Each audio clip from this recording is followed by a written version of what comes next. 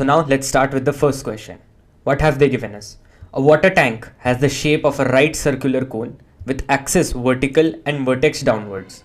Its semi-vertical angle is tan inverse 3 by 4. Water is poured in it at a constant rate of 6 cubic meter per hour. The rate at which the wet curved surface area of the tank is increasing when the depth of water in the tank is 4 meters. So basically we need to find out the rate of increase in surface area when the depth is 4 meters. So first of all, let us draw the diagram of what they have given us. So there is a water tank which is in the shape of a cone. So this is our water tank basically, and this water tank has semi-vertical angle. This water tank has a semi-vertical angle here, which is theta. Now this theta can be written as tan theta is equals to 3 by 4 as they have given it to us in the question.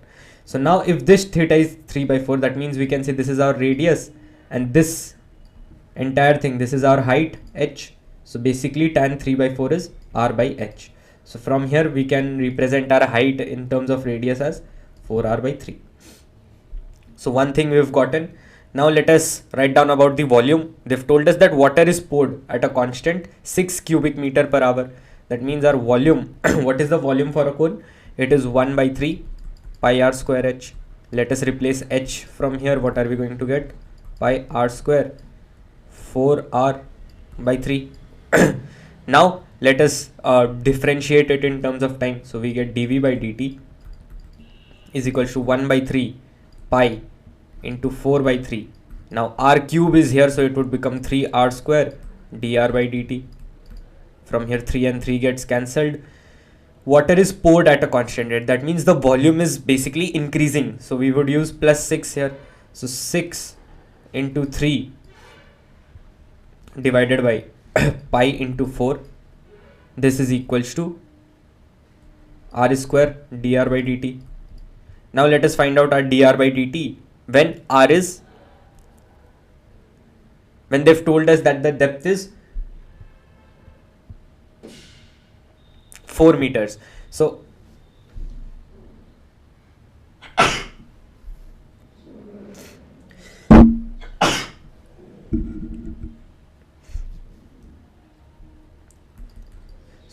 how can we represent our dr by dt? It can be written as 6 into 3 by 4 pi r square. Now let us write down our formula for surface area. What is our curved surface area for this tank? So our curved area can be written as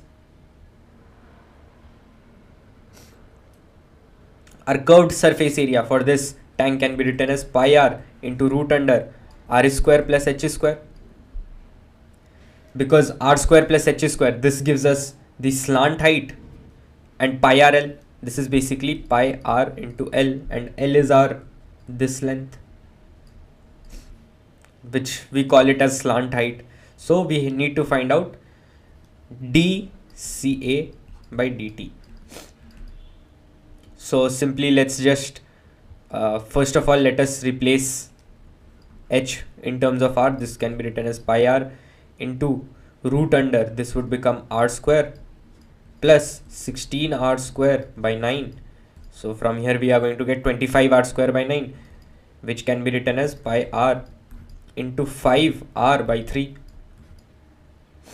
So this is my CA. Now let me find out my dCA by dt. This would become 5 pi by 3 and this would become 2r dr by dt. And now from here what I'll do is I'll replace the value of r. So simply my dCA by dt can be written as 5 pi by 3 into 2r into dr by dt. Dr by dt is 6 into 3 upon 4 pi r square. So from here r and r can get cancelled out, 3 and 3 gets cancelled out, 2 cancels this 4 twice, 2 cancels this 6 3 times. So we have 5 3s are 15 pi, sorry, pi and pi also gets cancelled out, so we have just 15 upon r. So this is going to be our dCA by dt. So now they've told us we need to find it out when the depth of the tank is 4 meters. That means if depth is 4 meters, So what would be my value of r? See, let's say if my height is only up till 4 meters, so I need to use this equation to find out. So my h or my depth can be written as 4r by 3 again, and they've told us to find it out at 4 meters. So from here 4 and 4 gets cancelled out and I get my r as 3.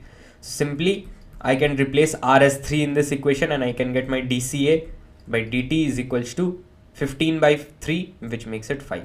This is my answer. So a fairly easy question. There was nothing much asked here. The only thing you need to know here was the formulas of a cone, of its volume and its curved surface area. Let's look at the next one. Let's look at this question. Let A be the region enclosed by the parabola y square is equals to 2x and the line x is equals to 24. Then the maximum area of the rectangle inscribed in the region A is. So simply again, let us draw the diagram of the equation they've given us. We've studied the equation of y square is equals to 2x, which is the equation of a parabola. So from here what do we see? That 4a is equals to 2, which means a is equals to 1 by 2. So my parabola would be looking somewhat like this. If this is my parabola, my focus would be at a comma 0. What is my a? Half. So what will I do is, there is one more line here. This line here. This is 0 comma 24, which is x is equals to 24. So we need to find out a rectangle which can be inscribed touching this straight line and is of maximum area in this rectangle. So what we'll do is we'll assume a line passing here, and then this is our rectangle. Let us assume this is our rectangle that is inside the parabola. Now what we can do is we can simply assume this point using our parametric equations of parabola. And what used to be our parametric equation of parabola? It used to be 2t comma 80 square, sorry, 80 square comma 280. So it can be written as, this would become t square by 2 comma t. 280, since a is 1 by 2, so 2 and 2 would get cancelled out and we would be just left with t. And here 80 square, since a is 1 by 2, so it would become t square by 2. So we have our parametric equation as well. So from here what we can see is, if this point here is t, that means this point here, this would be t square by 2 comma 0. Sorry, this is not 0 comma 24, this is 24 comma 0. Since it is in the x-axis, so it is 24 comma 0. So it is going to be t square. So we know one of the lengths of the rectangle. So this length here is 24 minus t square by 2. So we know one of the lengths. Now we need to find out this length. So since this portion here is t, that means we are saying that this length is t basically. That means this one here would also be t, since it is going to be the mirror image in the x-axis, right? So this length would also be t. That means we've gotten our area of rectangle. So our area can be written as length into breadth. Our length is 2t and our breadth is 24 minus t square by 2. So we've gotten our area. Now let us just simply differentiate it and find out our value. So this would become dA by dt. This would be equal to 2 times of 24 minus t square by 2. Here we would have a plus. Using our product rule, this would become 2t. This would become minus 2t by 2. So from here 2 and 2 would get cancelled out. And here what are we going to be left with? This would become 48 minus t square minus 2t square.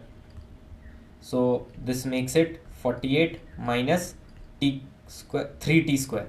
So this becomes 48 minus 3t square. So now since this area is maximum, what are we going to do? We are going to equate this to 0. So we can say 48 minus 3t square can be equal to 0.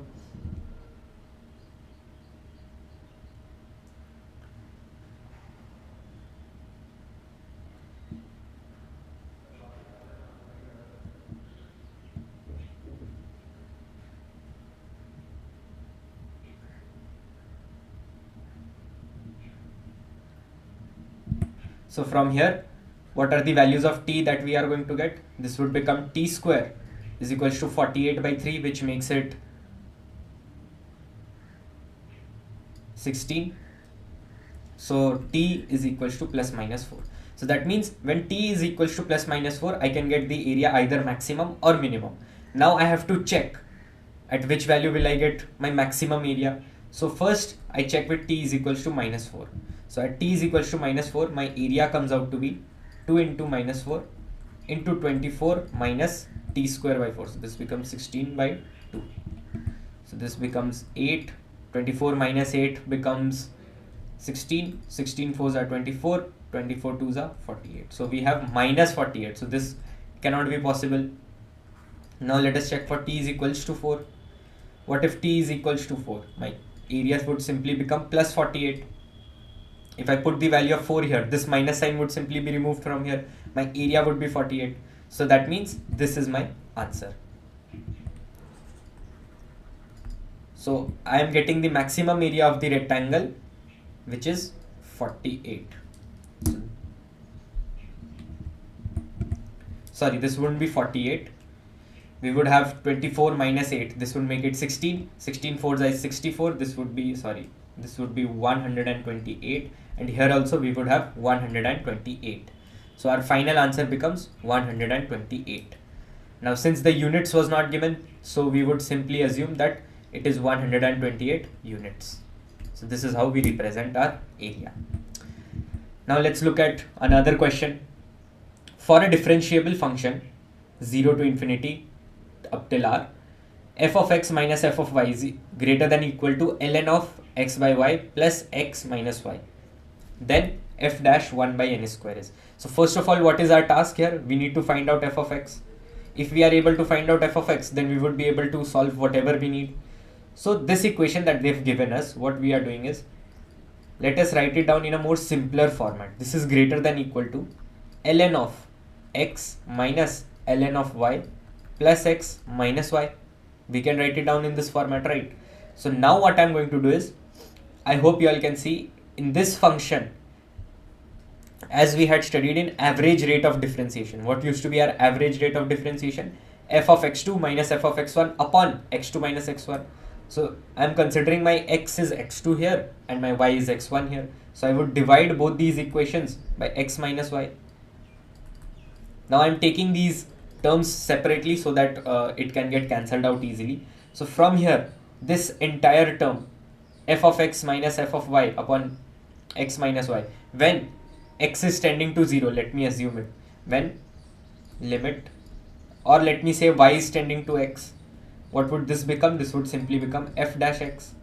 This is greater than or equal to this value here, ln x minus ln y upon x minus y. This is nothing but f dash ln x, right?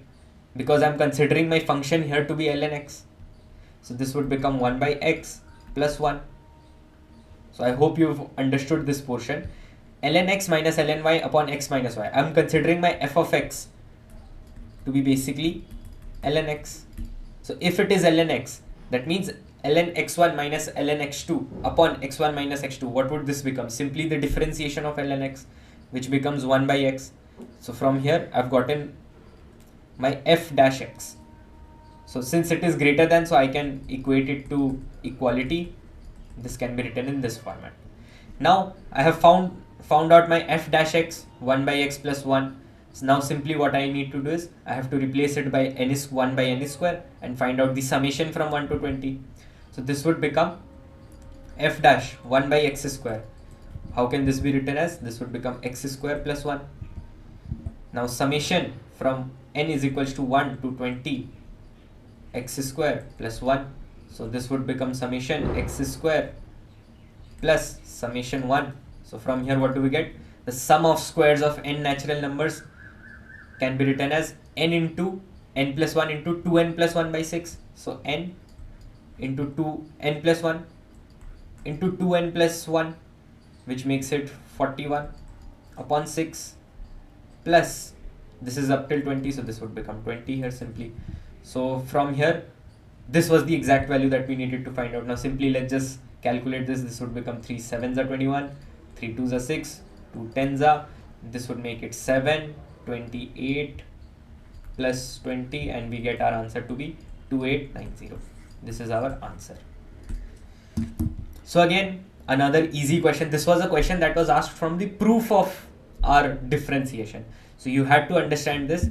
Or another shortcut way that you could have thought of us solving this question would have been, let's say if f of x minus f of y is greater than or equal to ln x minus ln y plus x minus y. What you could have done is you could have segregated the x terms together. Sorry, this is y minus, and segregated the other minus terms together. So this would have been the case.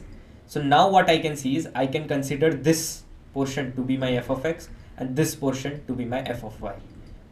That means simply my function f of x can be written as an ln x plus x. Now if I differentiate it, what would my f dash x become? It would simply become 1 by x plus 1. So I could have done it in that way also. However, this proof method was used because instead of equality, they had given us an inequality here. That is why we had to check if there are any other significant changes that we need to make in the equation. Now let's look at another question. Let the set of all values of p for which f of x is this does not have any critical point. So if this function does not have any critical point, that means our f dash x should not be equal to 0, right? So first of all, let us find out our f dash x. Before that, what you can see is sine square 2x minus cos square 2x. How can you write this down as? This can be written as sine 4x, right? So from here, what do we write down our f of x as? Our f of x, again, p value here is constant, so keep that in mind. P square minus 6p plus 8, this becomes this becomes sine 4x plus 2 times of 2 minus p x plus 7. Now let us find out our f dash x. Since this entire term p square minus 6p plus 8, this is a constant, so we simply just need to differentiate our sine x term. So it would become sine square 2x minus, this is actually cos 4x, and it is minus cos 4x. So we have a minus sign here as well, because cos 2x is equals to cos square x minus sine square x. So this will simply be reversed and we would get cos minus cos 4x. So I've taken the minus here. Now while differentiating cos, what is the differentiation of cos? Simply minus sine 4x. So this minus sign would be removed from here. So we would have 4 sine 4x into p square minus 6p plus 8. This would remain as it is. Plus here we would have 2 into 2 minus p. X would be removed and 7 would be removed. So this is my f dash x. Now what am I saying is it should not have any critical point. That means this should not be equal to 0. Now what will I do is, now I hope you all can see that solving this entire equation with x as our unknown variable and p being a constant, it is very difficult for us to solve. So what are we going to do? We are going to consider a range of sine x. What is the range of sine x? It is from -1 to 1. So based on that range, we will start calculating our results, and then we will see at what values of p are we going to get this equation to be 0. So in those values, we are going to eliminate it, and the rest of the values we will be taking. So from here, what we know is, what is the range of sine x? Whatever be inside the domain, whether it is 4x, 5x, it doesn't matter, right? Sine x is going to be, sine function is simply going to be oscillating between -1 and 1. So our range for sine 4x is going to be -1 to 1. So we can write this as 4 minus 1 comma 1 p square minus 6p plus 8 plus 2 times of 2 minus p. Now let's just start multiplying things inside the range function so that we can get one single range here. So we would have -4 p square plus 24p minus 32 comma, here we would have 4p square minus 24p plus 32 plus 4 minus 2p. This is what we are going to have here. I have multiplied 4 into p square minus 6p plus 8 inside the bracket. Now I'll add this term as well inside. So what are we going to get? This would simply be minus 4p square plus 24p minus 2p. This would become plus 22p. Here we would have minus 28 comma 4p square would be there as it is, and here we would have minus 26p plus 36. So this is the final range that we've gotten.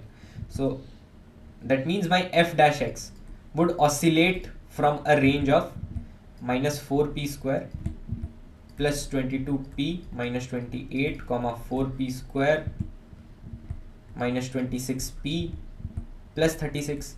So this is the range that I've gotten in which my f dash x would oscillate. Now let me factorize this to make it more simpler. So if I factorize it, what am I going to get? This would become p minus 2 into minus 4p plus 14, and here I would have p minus 2 into,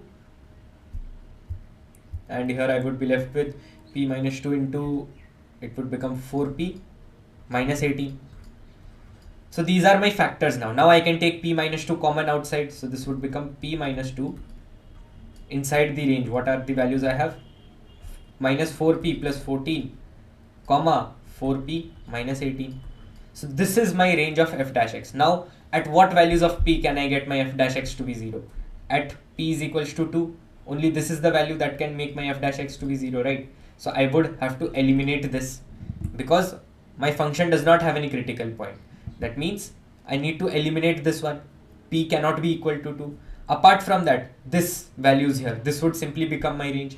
So from here, if I equate this to 0 and I equate this to 0, what would my p value belong to? My p value would simply belong from, this would become 7 by 2 up till 9 by 2. I hope you've gotten this point. P minus 2 I cannot take into consideration because that is the value that is going to make my equation's derivative to be 0, because at that value we are getting the f dash x as 0.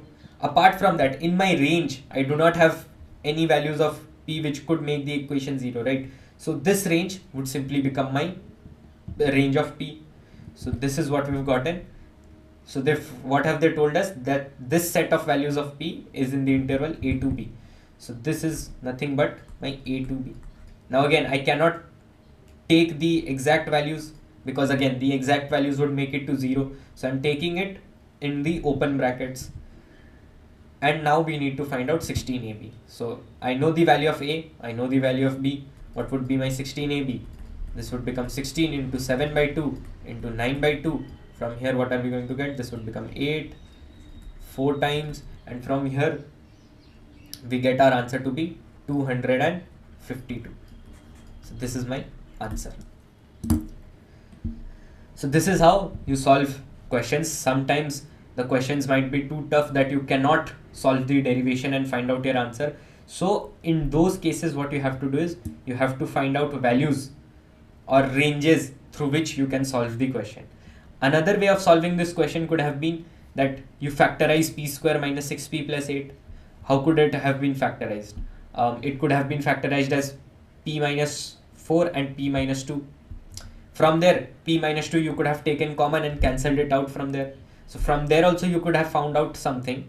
But again, it would have again jot down to this value that you have to take sine 4x as range from minus 1 to 1. And based on that, you need to make your calculations. So that was all in this question. So that was all about this chapter. Again, as I mentioned, a very short chapter and a very easy one. Not too many concepts or too many formulas for you to remember. I hope you all will practice this chapter once again properly. That's all. Thank you.